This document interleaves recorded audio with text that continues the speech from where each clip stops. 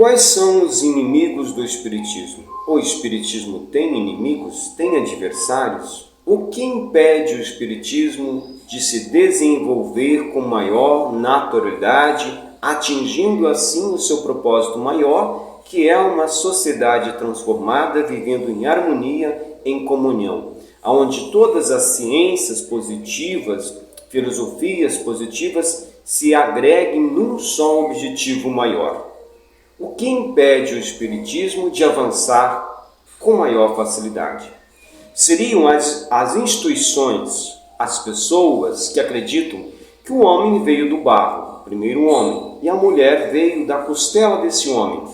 E estas doutrinas, não levando em consideração toda a expansão do universo, as outras realidades e as demais passagens da Bíblia, referindo-se a partir desse ponto como sendo aquilo que deu início à vida humana e à expansão de seres inteligentes no globo terrestre, levando em consideração que se os dois primeiros habitantes da Terra não tivessem comido o fruto proibido, eles não iriam se reproduzir porque não tinham consciência da sua sexualidade, não tinham conhecimento das suas questões biológicas.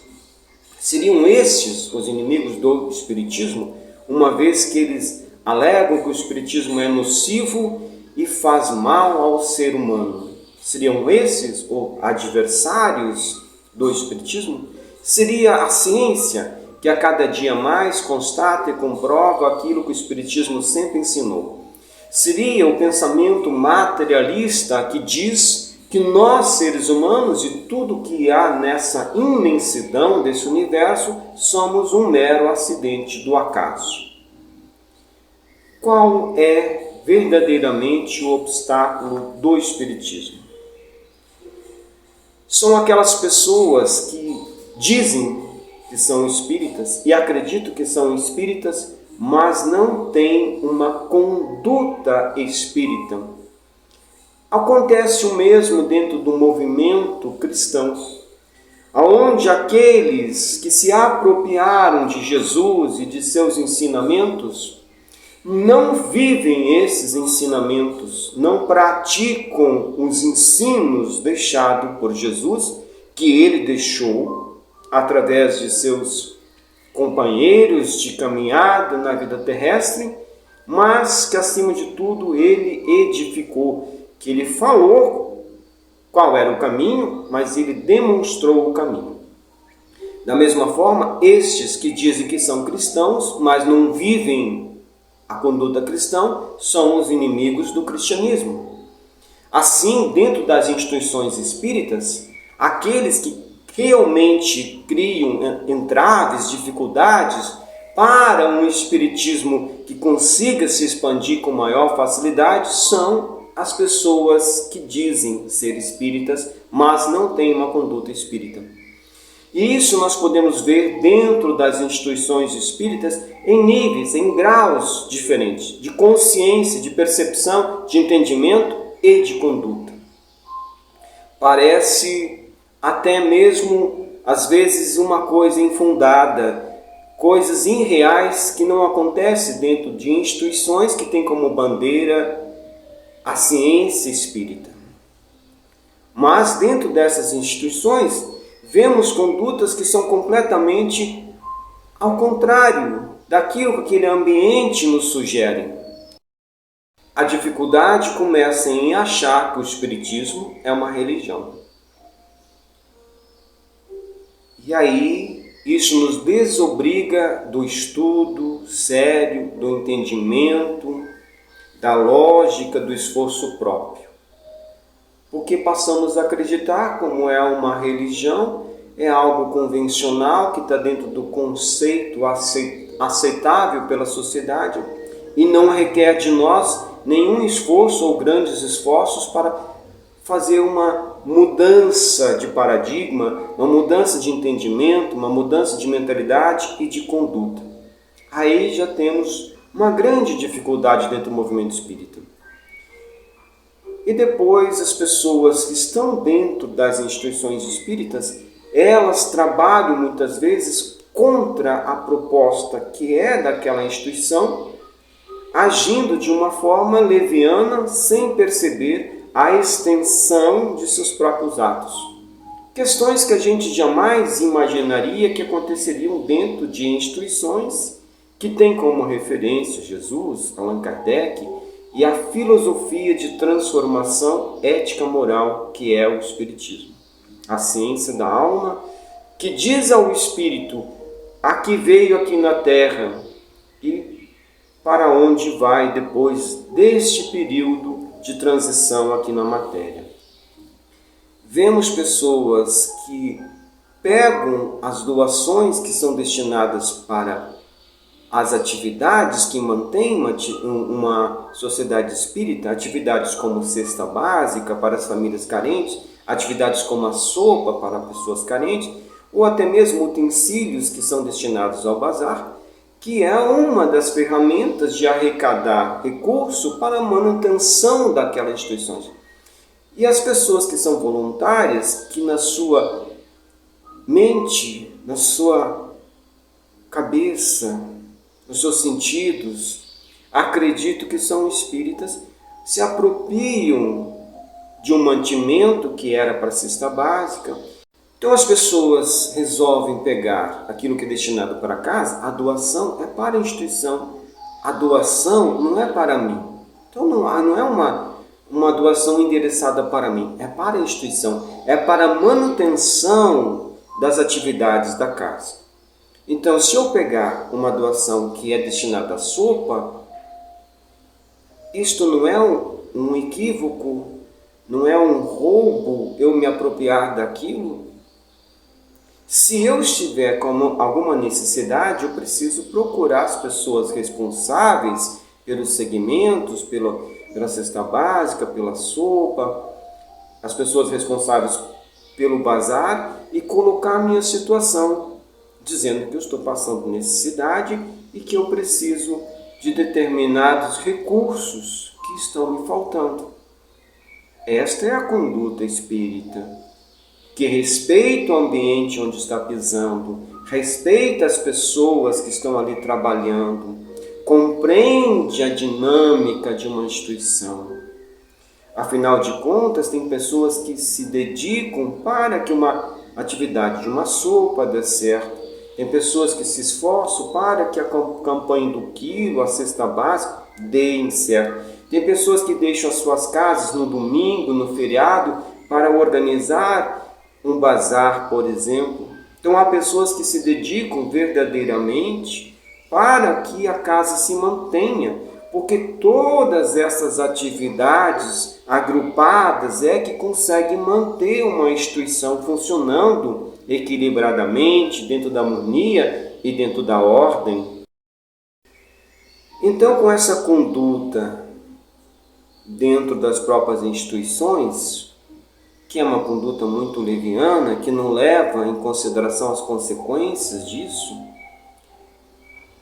isso cria uma atmosfera que ela não é propícia para que haja realmente um entendimento e um desenvolvimento do Espiritismo nas suas expressões, na sua totalidade, para que ele saia de dentro das instituições espíritas e consiga refletir na sociedade através do comportamento saudável dos espíritas. Mas se eu, como espírita, não tenho um comportamento apropriado nem dentro da instituição espírita, como é que eu vou ter dentro da minha casa, dentro do meu ambiente de trabalho, na rua? E às vezes vemos dirigentes, pessoas que são vistas como referência das instituições, agindo de uma forma leviana, e aí os demais ficam observando aquele comportamento e pensam, bom, se a pessoa pode, eu também posso. Se um comete um erro, eu também posso cometer um erro. Como se um erro justificasse o outro. Essas situações que aparentemente parecem pequenas, mas elas se somam. Elas se somam em termos de intenção. Elas se somam em termos de energia. Elas criam, às vezes, viciações dentro do ambiente que vão gerar dificuldades, vão gerar problemas de relacionamento. Porque as pessoas que trabalham sério, elas começam a ficar desanimadas. Elas começam a desistir de fazer as atividades e aquilo vai significar uma perda para aquela instituição. Quando alguém deixa de fazer um trabalho que está dando certo, por causa de influenciações dos próprios companheiros de atividade, de sociedade, isso gera uma consequência muito negativa para aquela instituição. Eu estou pegando essas coisas simples, básicas, para entender que falta consciência espírita, falta consciência no pensar, no falar e na conduta. Eu nem estou falando das questões relacionadas ao amor, que requerem maior entendimento, que requerem mais habilidades do próprio espírito, porque o amor é muito mais elaborado do que estas ações simples. O amor, ele é muito mais expansivo em termos de lucidez, de consciência de quem nós somos e do que representa a nossa ação e a nossa existência. Se nós não estamos dando conta nem das questões mínimas que consiste no respeito às pessoas que estão dentro da instituição, que consiste no respeito em termos de postura com a instituição, que consiste no relacionamento amistoso, respeitoso com todos que ali se encontram, se nós não estamos dando conta nem disso, como vamos dar conta de viver a proposta do Espiritismo, que a maioria das pessoas que estão dentro das instituições espíritas desconhece completamente? Alguns podem dizer que a proposta do Espiritismo é a transformação íntima. Mas qual a consequência final? Qual o objetivo final? O maior entrave para que o movimento espírita seja positivo e consiga se difundir são esses comportamentos aparentemente pequenos, mas que dizem muito ao nosso respeito, dizem muito de como nós enxergamos o mundo, os outros, as instituições e a própria doutrina espírita. Porque não é coisa pequena. Se eu pegar R$1 ou pegar R$1.000, a ação é a mesma, a intenção é a mesma, a energia que eu estou gerando é a mesma. É uma energia de desrespeito, de falta de consideração para com a instituição e para com as pessoas que estão naquele lugar. Como eu me sentiria se as pessoas agissem contra mim? Ora, se eu estou agindo contra uma instituição, achando que aquilo não vai gerar nenhum malefício, para que nós conseguimos verdadeiramente atingir aquilo que é a proposta do Espiritismo, aquilo que é a proposta de Jesus, nós precisamos começar com as coisas que nós damos conta. Então, sermos honestos, sermos sinceros, tratar com respeito os lugares onde nós estamos, o lugar do trabalho, o lar, a instituição na qual nós estamos inseridos. Essas coisas pequenas que nós damos conta. Se eu não dou conta das coisas pequenas, como é que eu vou dar conta do resto? Como? Eu vou dar conta de coisas que são muito mais transcendentes se eu não faço o mínimo. É por estas ações que muitas pessoas abandonam os ambientes espíritas, porque elas começam a perceber que a maior dificuldade no movimento espírita são os próprios espíritas. E elas se frustram, porque na mente delas, elas estavam indo para um lugar onde as pessoas eram sinceras, onde as pessoas conseguiam se respeitar uma às outras, onde as pessoas não se apropriavam de coisas que não eram delas. E elas vão para as instituições espíritas e percebem que ali há sim pessoas muito doentes, pessoas que não conseguem ser honestas, pessoas que não conseguem nem cumprir com o mínimo daquilo que uma sociedade requer, que é a conduta nas questões básicas.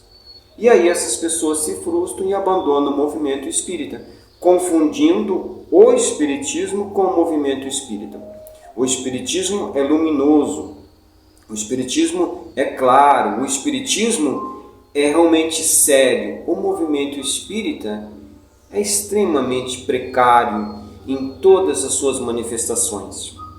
Desde um estudo sério, do estudo como Allan Kardec orienta, até as questões básicas dos relacionamentos dentro das instituições espíritas. Tudo é muito sensível.